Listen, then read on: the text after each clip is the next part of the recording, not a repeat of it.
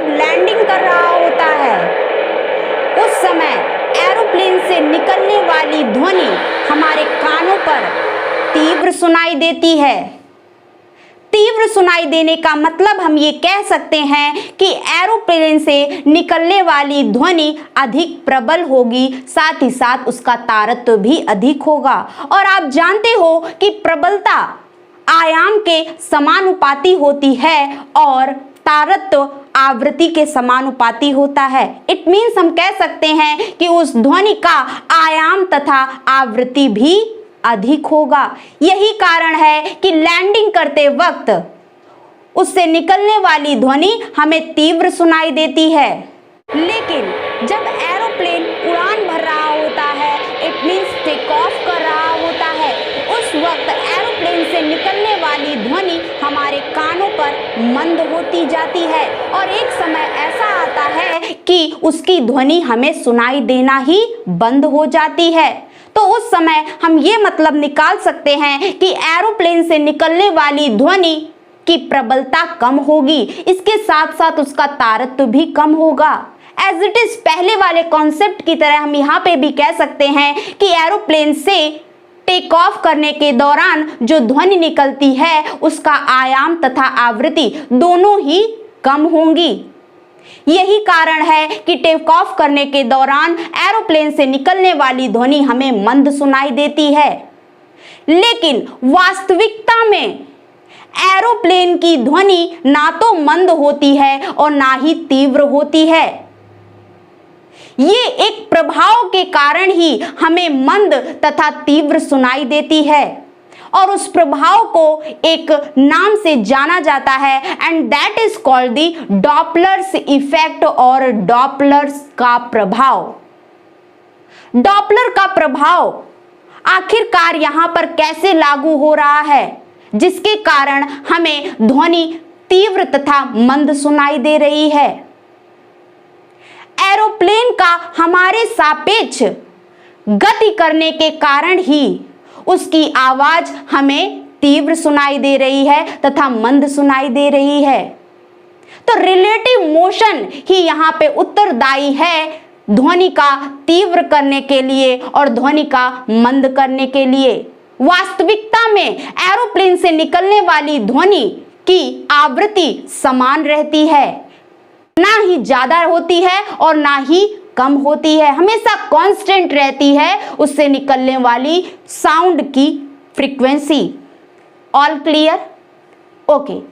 जब different sources से किसी माध्यम में ध्वनि तरंगे निकलती हैं तो वो तरंगे आपस में इंटरेक्ट कर जाती हैं, आपस में जुड़ जाती हैं। जैसा कि आप देख रहे हो, एक सोर्स से, एक स्रोत से हमारी तरंग X निकल रही है और वहीं दूसरे स्रोत से तरंग Y निकल रही है। ये दोनों ही तरंगे आपस में जुड़कर एक नई तरंग बना दे रही हैं। तरंगों का आपस में जुड़कर नई तरंग बनाने को ही हम ध्वनि का व्यतिकरण कहते हैं। It means interference of sound के नाम से जानते हैं। अब ध्वनियों के तरंगों का जो जोड़ होता है, इनका जो इंटरेक्शन होता है, वो दो प्रकार से हो सकता है। पहला, जैसा कि आप देख रहे हो कि जब X तरंग और Y तरंग आपस में जुड़ रही हैं, तो एक बड़ी तरंग बना ले रही है। बड़ी तरंग कहने का मतलब है कि उसका आयाम अधिक हो जा रहा है। उसका आयाम आखिरकार क्यों अधिक हो जा रहा है? तो कारण सिंपल सा है, क्योंकि X तरंग तथा Y तरंग दोनों का आयाम एक ही दिशा में है, अपोजिट डायरेक्शन में नहीं है। यही कारण है कि इन दोनों से मिलकर जो हमारी नई तरंग Z तरंग बन रही है, उसका आयाम अधिक हो जा रहा है और जब आयाम अधिक हो जा रहा है तो उसकी ऊर्जा भी अधिक होगी। और वहीं जब दो तरंगों का आयाम अपोजिट होता है, उनका एम्पलीट्यूड क्या होता है? विपरीत दिशा में होता है, तो उस वक्त जो हमारी इन दोनों से जुड़कर जो नई तरंग बनती है, उसका आयाम क्या होता है? अरे भाई, नगण्य होता है, जीरो होता है। वो तरंग एक स्ट्रेट लाइन में बन जाती है और इस प्रकार की तरंग को हम डिस्ट्रक्टिव इंटरफेरेंस के नाम से जानते हैं। इट मींस विनाशी व्यतिकरण के नाम से जानते हैं। और इसके पहले जो बनी हमारी तरंग उसको हम कंस्ट्रक्टिव इंटरफेरेंस के नाम से जानते हैं। इट मींस समपोषी व्यतिकरण के नाम से जानते हैं। All clear? ओके, तो चलिए अब हम जानते हैं कि कौन कौन से कारक, कौन कौन से फैक्टर्स हैं जो ध्वनि की चाल को प्रभावित करते हैं, ध्वनि की स्पीड को इफेक्ट करते हैं। ओके, तो फर्स्ट जानते हैं कि डेंसिटी, इट मींस घनत्व का प्रभाव ध्वनि की चाल पर कैसे पड़ता है। तो याद रखिएगा कि जैसे जैसे घनत्व बढ़ता जाता है ध्वनि की चाल कम होती जाती है। कम क्यों होती जाती है? रिलेशन हम पूछते हैं आपसे, तो रिलेशन आपको याद रहना चाहिए कि speed of sound, it means ध्वनि की चाल जो होती है वो घनत्व के वर्गमूल के व्युत्क्रमानुपाती होती है। It means speed of sound is inversely proportional to the square of density. All clear? Okay, next हम जानते हैं कि मॉलिक्यूलर वेट, इट मींस आणविक भार ध्वनि की चाल पर कैसे प्रभाव डालता है। आप देख रहे हो कि एक कंटेनर में एयर भरी हुई है, लेकिन वो कैसी एयर है? उसमें नमी बिल्कुल नहीं है। इट मींस वो वायु शुष्क वायु है, उसमें ह्यूमिडिटी जो है उसका परसेंटेज 0 है। और उसमें कौन कौन से कण मौजूद होंगे? तो क्या वाटर वेपर मौजूद होगा? नहीं, उसमें नाइट्रोजन मौजूद होगा और ऑक्सीजन मौजूद होगा। रेड कलर से जो आपको अणु दिख रहे हैं वो आपके नाइट्रोजन के हैं और जो ब्लू कलर के अणु दिख रहे हैं वो हमारे ऑक्सीजन के अणु हैं। इनका जब हमने वेट किया तो इनका द्रव्यमान क्या निकल कर आया? 440 निकल कर आया। और वहीं सेकंड वाले कंटेनर में नाइट्रोजन के भी अणु हैं, ऑक्सीजन के भी अणु हैं, इसके साथ साथ वाटर वेपर्स के भी अणु हैं। वाटर वेपर्स के होने के कारण उसकी ह्यूमिडिटी, उसकी आर्द्रता कितनी हो जाएगी? 100% हो जाएगी। और उसका जब हमने वेट किया तो उसका द्रव्यमान 420 निकल कर आया। अब यदि हम आपसे पूछें कि ह्यूमिडिटी जिसमें 0% है उसमें ध्वनि की चाल अधिक होगी या ह्यूमिडिटी जिसकी 100% है उसमें ध्वनि की चाल अधिक होगी? तो आपको क्लियर कट में ये जान के रखना है कि ध्वनि की चाल जो होती है वो आणविक भार के वर्गमूल के व्युत्क्रमानुपाती होती है। It means speed of sound is inversely proportional to the square root of molecular wait.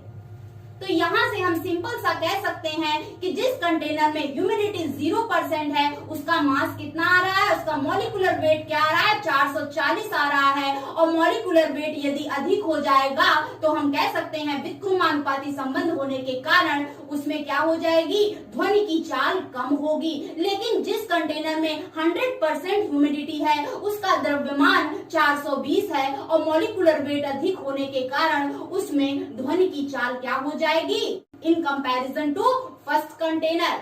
All clear? Okay, next हम जानते हैं कि टेम्परेचर का, इट मींस तापमान का ध्वनि की चाल पर क्या प्रभाव पड़ता है। जब हम ग्लेशियर्स में जाते हैं वहां पर देख रहे हो आप टेम्परेचर -1 डिग्री सेंटीग्रेड, वहां पर ध्वनि की चाल क्या होती है? कम होती है। समुद्र पे चले जाते हैं वहां पर टेम्परेचर कितना दिखा रहा है?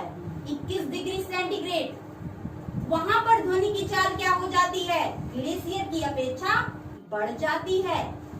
रेगिस्तान में चले जाते हैं वहां पर टेम्परेचर और ज्यादा अधिक हो गया, 45 डिग्री सेंटीग्रेड पहुंच गया, वहां पर ध्वनि की चाल और ज्यादा हो जाती है। वहां पे अगर आप बोलते हो तो रिसीवर को जल्दी सुनाई दे जाएगा। All clear?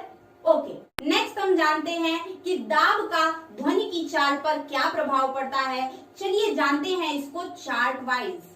देख रहे हो आप एक 0% ह्यूमिडिटी का ग्राफ बना हुआ है वो हमारी शुष्क वायु है, और एक 100% ह्यूमिडिटी का ग्राफ बना है, वो हमारी नमी युक्त वायु है।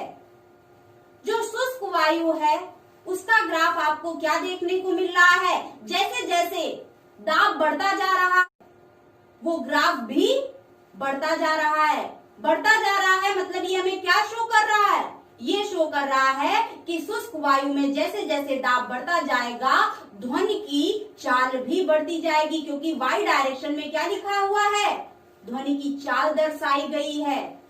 All clear. और वहीं जो नमी वाली वायु है उसमें आपको क्या देखने को मिल रहा है, जैसे जैसे दाब बढ़ रहा है एक निश्चित दाब तक आपको क्या देखने को मिल रहा है, नमी वाली वायु जो है उसका ग्राफ नीचे आ रहा है। नीचे आने का मतलब वहां पर ध्वनि की चाल क्या होती जा रही है, दाब बढ़ाने पर कम होती जा रही है, लेकिन एक निश्चित दाब तक ही कम होगी, उसके बाद क्या हो जा रहा है, उसका ग्राफ स्ट्रेट लाइन बनता जा रहा है। इट मीन्स एक निश्चित दाब के बाद यदि आप दाब बढ़ा रहे हो तो उस दाब पर ध्वनि की चाल पर कोई प्रभाव नहीं पड़ रहा है, उस दाब पर ध्वनि की चाल क्या हो जा रही है, नियत होती चली जा रही है। All clear. ओके, नेक्स्ट जानते हैं इलास्टिसिटी का ध्वनि की चाल पर क्या प्रभाव पड़ता है, प्रत्यास्थता का ध्वनि की चाल पर क्या प्रभाव पड़ता है। तो याद रखिएगा कि मटेरियल हमारा जितना ज्यादा इलास्टिक होगा, जितना ज्यादा प्रत्यास्थ होगा, ध्वनि की चाल उसमें उतनी ही ज्यादा होगी। इट मीन्स हम कह सकते हैं कि ध्वनि की चाल जो होती है वो प्रत्यास्थता के समानुपाती होती है, डायरेक्टली प्रोपोर्शनल होती है। All clear. ओके, नेक्स्ट जानते हैं कि स्टिफनेस इट मींस रिजिडिटी, जिसको हम दृढ़ता के नाम से जानते हैं, इसका ध्वनि की चाल पर क्या प्रभाव पड़ता है। तो याद रखिएगा कोई भी मैटर जितना ज्यादा स्टिफ होगा उसमें ध्वनि की चाल उतनी ही अधिक होगी। आप चार्ट वाइज इसे समझ सकते हो। मैटर में हमने पहला गैस ले लिया है, गैस क्या है, स्टिफ है, रिजिड है क्या, अरे नहीं, बहुत कम, ना के बराबर। वहां पे देख रहे हो साउंड की स्पीड क्या है, 331, 343, और जैसे जैसे आप नीचे आ रहे हो वैसे वैसे साउंड की स्पीड क्या हो जा रही है, बढ़ जा रही है। सॉलिड में आ जा रहे हो तो और बढ़ जा रही है। क्वेश्चन पुटअप किया जाता है यहाँ से आपको कि ध्वनि की चाल सबसे अधिकतम किस में होती है। तो याद रखिएगा आपको आंसर यही देना है कि ध्वनि की चाल सबसे अधिकतम डायमंड में होती है। और कितनी होती है, एग्जैक्टली डायमंड में ध्वनि की चाल 12,000 मीटर प्रति सेकेंड होती है। कहने का मतलब ये है कि ध्वनि एक सेकेंड में 12,000 मीटर डायमंड में दूरी तय करती है। All clear. ओके, नेक्स्ट जानते हैं वायु के बहने की दिशा ध्वनि की गति पर क्या प्रभाव डालती है। तो सभी को पता होना चाहिए कि जिस दिशा में बहती है उस दिशा में ध्वनि की चाल बढ़ जाती है और उसके विपरीत दिशा में ध्वनि की चाल कम हो जाती है। All clear. ओके, अब आप फिगर वाइज आप देख रहे हो कि एक लड़का है, वो एक कंटेनर में जिसमें पानी भरा हुआ है उसके अंदर एक बेल को बजा रहा है और वो बेल से जो ध्वनि निकल रही है वो पानी से होते हुए उसके कानों में जा रही है। इट मीन्स बेल से निकलने वाली ध्वनि एक माध्यम से दूसरे माध्यम में ट्रेवल कर रही है। ध्वनि के एक माध्यम से दूसरे माध्यम में जाते समय ध्वनि के कौन सी विशेषता परिवर्तित हो जाती है और कौन सी विशेषता नहीं परिवर्तित होती है, आपको पता होना चाहिए। तो याद रखिएगा कि जब हमारी साउंड एक मीडियम से दूसरे मीडियम में ट्रेवल करती है तो उसकी तरंग दैर्ध्य तथा चाल क्या हो जाती है, परिवर्तित हो जाती है। और किसमें परिवर्तन नहीं आता है, तो उस साउंड की आवृत्ति में कोई परिवर्तन नहीं आता है, उसकी फ्रीक्वेंसी कांस्टेंट रहती है।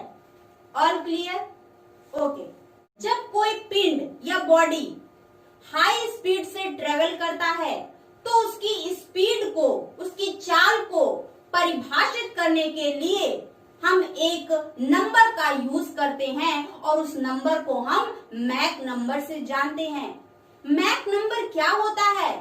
मैक नंबर एक अनुपात होता है, एक रेशियो होता है। किसका अनुपात होता है? तो मैक नंबर एक रेशियो, पिंड की चाल तथा ध्वनि की चाल का अनुपात होता है। चलिए जानते हैं कि मैक नंबर के परिवर्तन होने से उस पिंड की ध्वनि कैसे कैसे परिवर्तित होती है। तो याद रखिएगा कि यदि मैक नंबर फिगर वाइज आप देख सकते हो, यदि मैक नंबर 1 से कम हो जा रहा है तो कौन सी ध्वनि उत्पन्न हो रही है? एग्जैक्टली सबसोनिक साउंड निकल रही है। और यदि मैक नंबर 1 हो जा रहा है तो हमारा विमान जो आप देख रहे हो उससे कौन सी ध्वनि निकल रही है? एग्जैक्टली ट्रांससोनिक साउंड निकल रही है। और यदि मैक नंबर 1 से अधिक हो जा रहा है उस वक्त हमारा विमान कौन सी ध्वनि उत्पन्न कर रहा है? एग्जैक्टली सुपरसोनिक साउंड निकाल रहा है।